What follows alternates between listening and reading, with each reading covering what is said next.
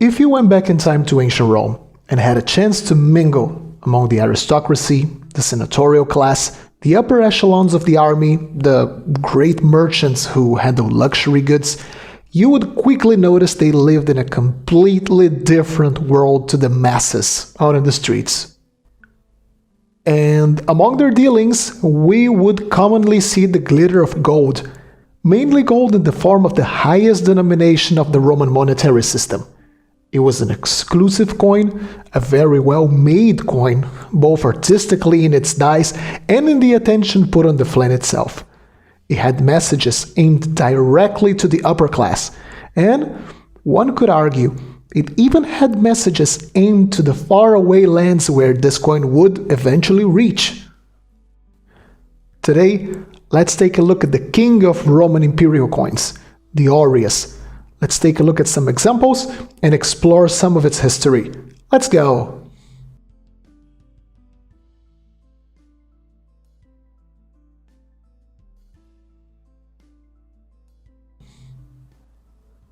Gold took surprisingly long to be established on the Roman monetary standard.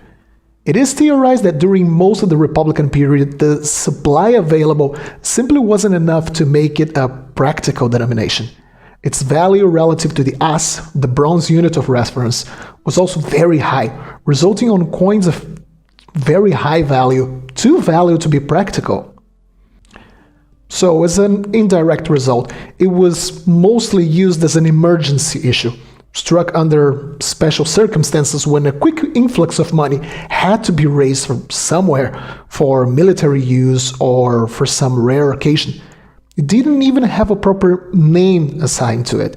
It was mainly called a multiple of asses, generally struck at 20, 40, and 60 multiples.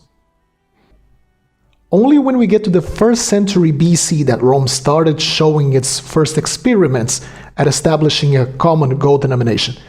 Due to its expansion around the Mediterranean and new influxes of metal, may it be by tribute from new provinces, captured plunder from peoples like the Gauls after Caesar's conquests, or by simple exploitation of new mines, such as the ones at the Iberian Peninsula.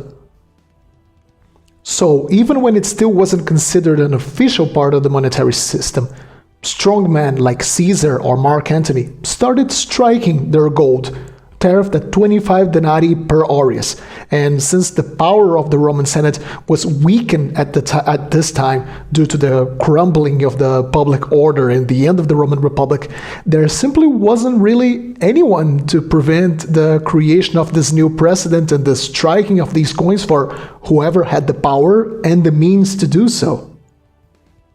And so it happened that by the time of the first emperor, Augustus, the Aureus was finally established as an official denomination, keeping the initial tariffing of 25 denarii per piece. It became the main storage of wealth, as a single coin was worth between 2 weeks to almost basically a month's worth of work for skilled labor, so a serious chunk of money.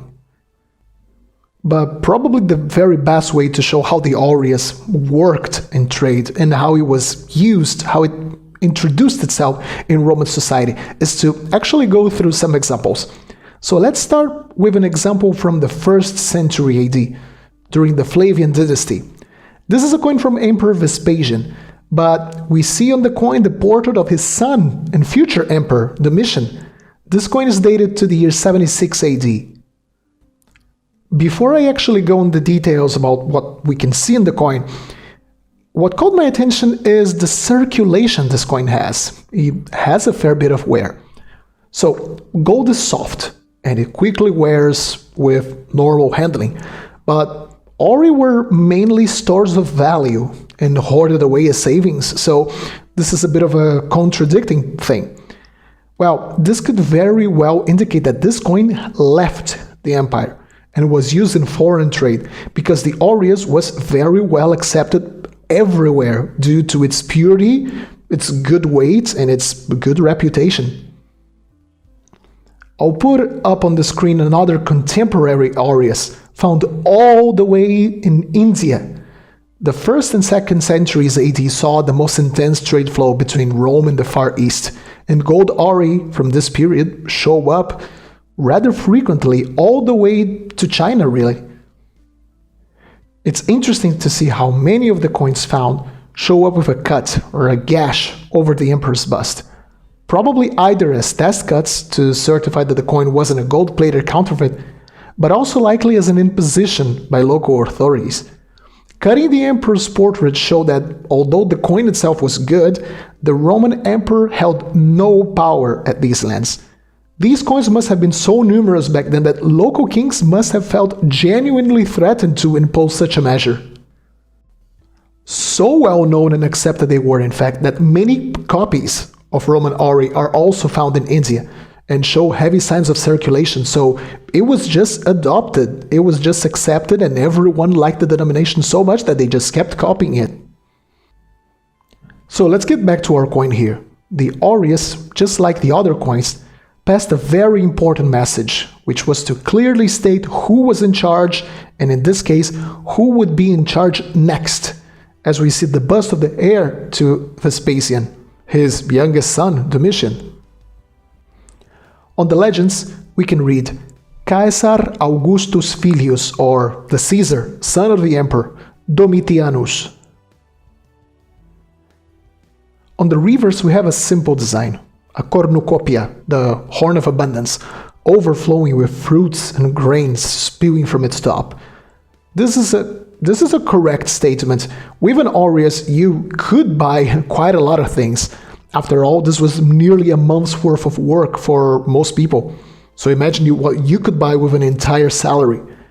As for the legends, we read Cos 4, stating that Domitian was serving his 4th year as a consul. The striking of the Aureus, its issue, was an imperial monopoly.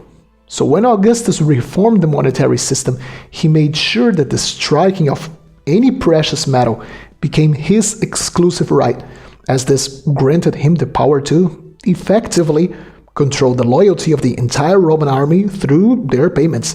But when order broke down and the imperial position was up for grabs, emperors-to-be struck auri and denarii, quote-unquote, illegally. One of such occasions happened on the very first civil war of the Roman Empire, in 69 AD, the so-called Year of the Four Emperors, when after the death of Emperor Nero, 4 provincial governors, Galba, Otho, Vitellius, and Vespasian, went into conflict to try to assume the position of emperor. Everything was fair game, including the striking of coins in one's name. This is one of such coins, struck by Vitellius, between January and June of that year. This is an interesting piece.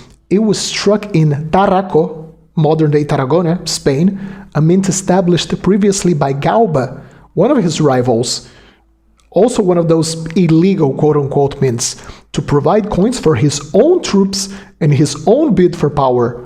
So this mint was captured by Vitellius and started minting coins, also quote-unquote illegally, for another pretendant.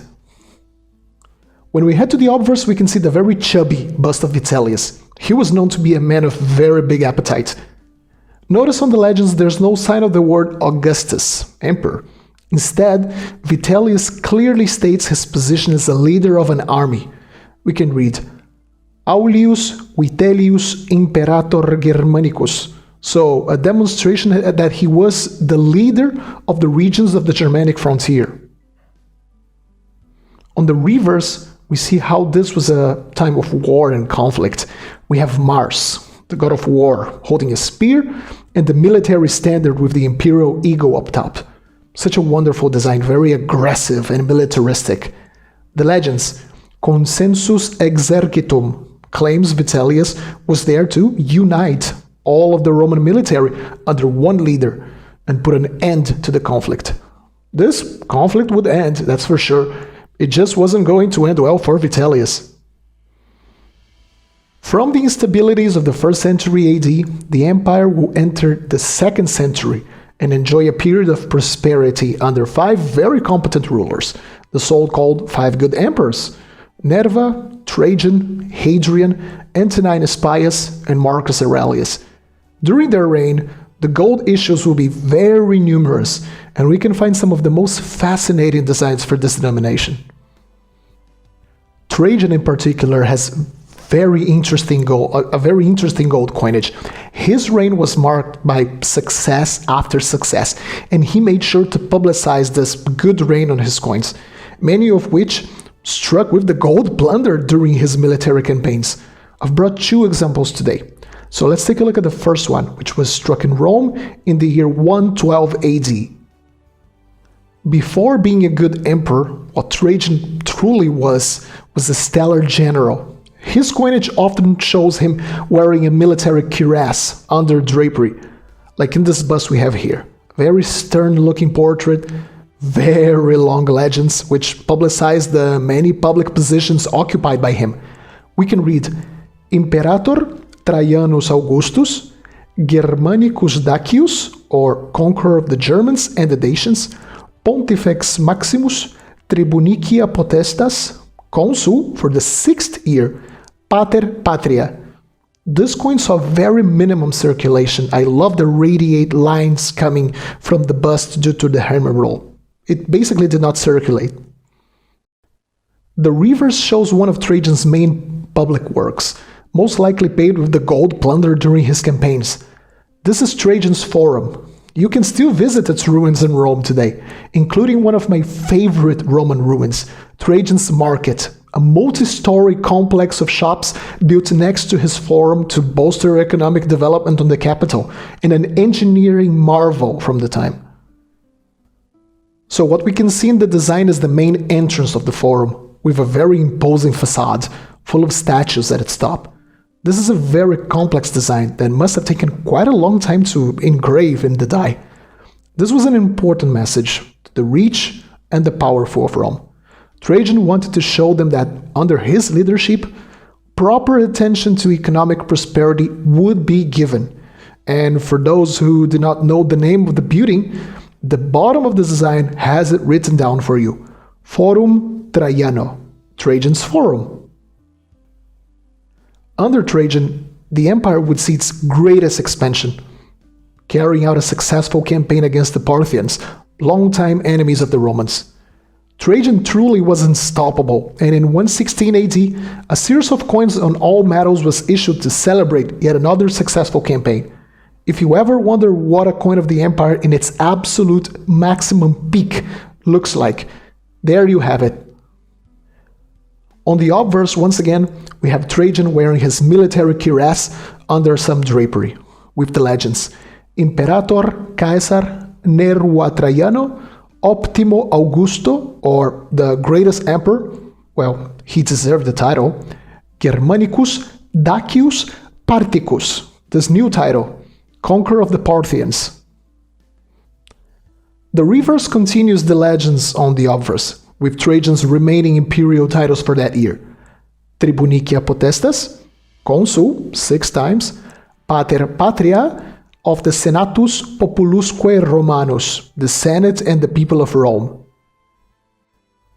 The central feature of this reverse is a military trophy, assembled from the best arms and armor of the defeated enemies, and by the trophy's feet, 2 Parthian captives with their hands tied to their backs, ready to be sold, probably at the very same Trajan's market I talked about, as slaves.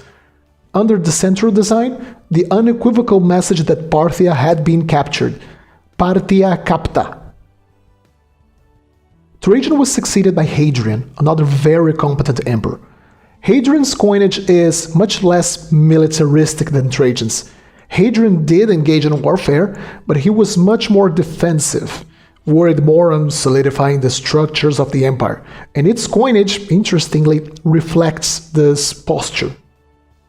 So here we have an example of his gold coinage, struck between 125 and 127 AD. On the obverse, we see this very full bust of Hadrian, occupying most of the space available on the flank, with very minimalistic legends compared to Trajan's titles. Adrianus Augustus, Hadrian, the emperor. Very concise message. Notice how Hadrian, a lover of everything Greek, has a beard. This will become a tradition for the following emperors. I absolutely love the reverse. There's something about more simplistic, minimalistic coins that make them very tasteful, very elegant. We don't have any legends Only a nice design of the emperor on horseback galloping to the right, handling his spear like ready to battle. Very masculine design. Under Hadrian, consul tertium, consul for the third year. As a bit of a curiosity, by that period, if you decided to enlist the Roman legions, you would be given 3 auri, or its equivalent in denarius, that is 75 denarii, as what was called a viaticum or a viaticum, a provision to the journey. This was a mix between an allowance given to you to travel to your designated base to begin training, as well as a sign-in bonus. But don't you dare to just pocket the money and run away, because before receiving it, you had to first swear allegiance to the legion. This means that failing to present yourself to your designated legion was considered desertion, and desertion had a very simple and straightforward punishment: death. Hadrian was succeeded by Antoninus Pius. If Trajan's coins were all about massive military campaigns, huge construction projects, and everything seems to have an over-the-top tone to it, Antoninus was the opposite: a caring, gentle caretaker. He's probably one of the most benign of all Roman emperors, reigning over 23 years of peace. And just like the previous 2 emperors, his coinage reflects the times he reigned over, which were very stable and calm. This is one of his most numerous issues of Aureus, struck between 145 and 161 AD, so over a decade. On the obverse, we see the calm portrait of Antoninus, wearing the laurel wreath. And curiously, although he was a peaceful emperor, he's seen once again wearing the military cuirass under the drapery, just like Trajan. So a quick reminder that he still had control over Europe's most powerful army. The legends read, Antoninus Augustus Pius, Pater Patriae. Once we head to the reverse, we see Felicitas, the goddess that represented happiness, success, and good times. She's seen holding a caduceus, the symbol of commerce. And as a little touch, she also holds a tiny little Capricorn, the zodiac sign. Capricorn is typically attributed to seriousness, diligence, professionalism. So if we mix the 3 symbols together, Felicitas, the caduceus, and Capricorn, we see the message in this reverse. Through free commerce and the emperor's diligent reign, the empire would be blessed with riches and the good times would continue. The legends also celebrate Antoninus' 4th year as consul, cos, and the number 4. As the 2nd century gave way to the 3rd century and its economic downturns, something interesting happened to the Roman monetary system.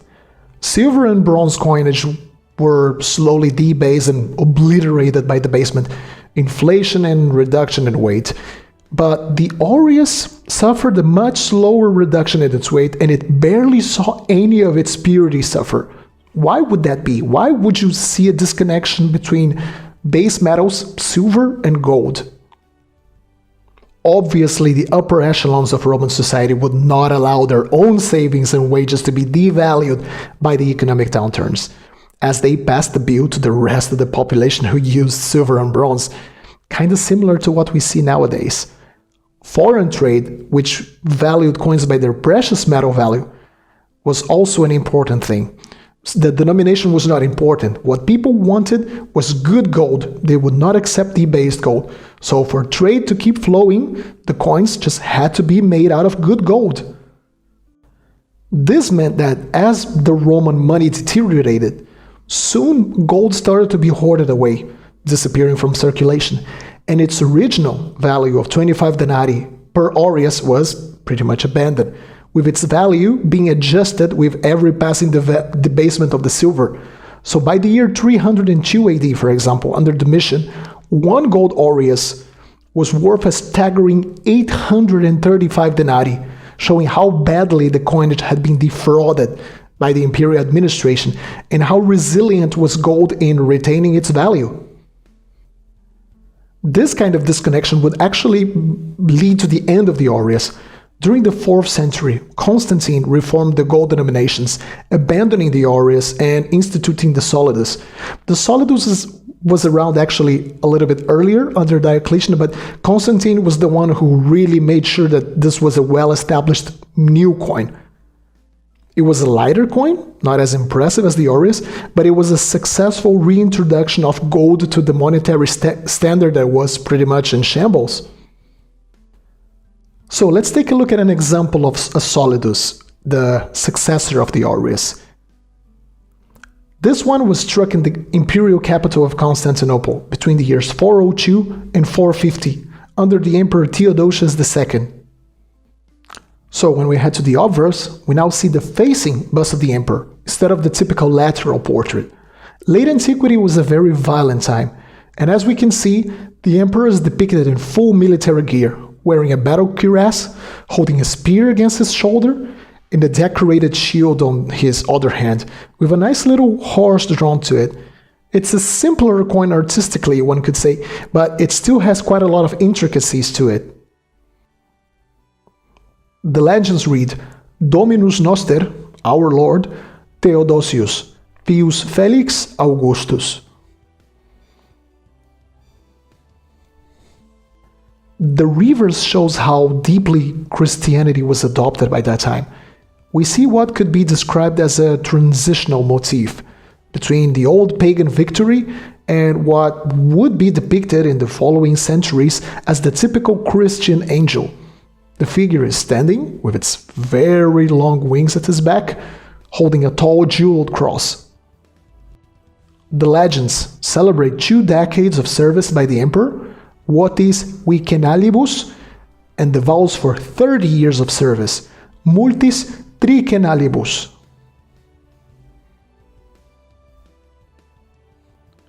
Getting some Roman gold is right up there in the wish list of many collectors.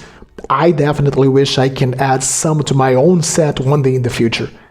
It was the coin that really moved things.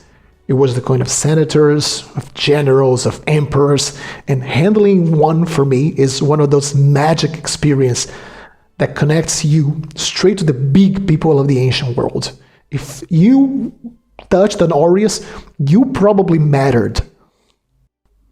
And in case you enjoyed any of these coins and maybe would like to add one to your very own collection, this leads me to the very generous sponsors of this video, who brought us these exquisite pieces.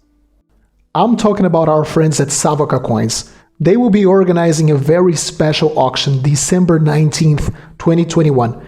This will be their 121st Black auction. We're talking about few coins, so a very well curated selection of pieces with either exceptional quality, exceptional historical appeal, exceptional rarity, or all of them. This is a great opportunity for those looking to add something exclusive to their collections. And we're not only restricted to Roman gold. This auction consists of 63 pieces from different time periods: Roman, Greek, medieval, and Byzantine. And if you're particularly set on getting a Roman Aureus, the selection is outstanding. But if you're watching this video after the auction date, or maybe the price tag is a bit too high for you, don't worry. Just head over to savoca-coins.com and take a look. They organize auctions for all budgets. And something that fits your budget will definitely be happening soon. So now I want to hear from you, collectors. Have you got some Roman gold? Share it with us. If you could, or you plan on getting an Aureus one day, from which emperor would it be? Let us know in the comment section below. I hope you all enjoyed this video. If you did, please consider leaving a comment, liking, and subscribing. It really helps the channel. So I hope you all have a golden week, happy collecting, and I'll see you soon.